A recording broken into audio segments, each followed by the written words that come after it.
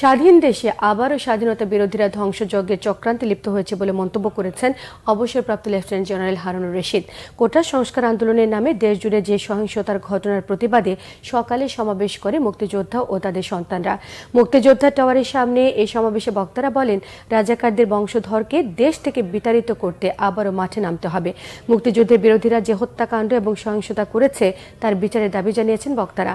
মুক্তিযোদ্ধার সন্তানরা বলেন, রাজাকার আর দেশ বিরোধীদের সঙ্গে কোনো আপোষ নয়, তাদের দমন করতে মাঠে থাকার ঘোষণা দিয়েছেন সমাবেশের বক্তারা।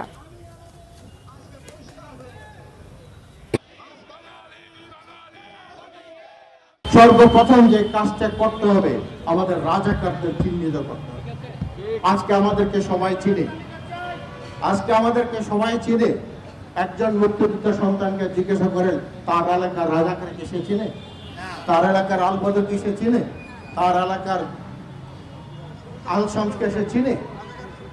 যার জন্য আজকে রাজাকারের ছেলেরা, আলবদরের ছেলেরা, আলশামসের ছেলেরা সরকারি কোটায় আসছে, মুক্তিযুদ্ধের কোটায় তারাই আসছে।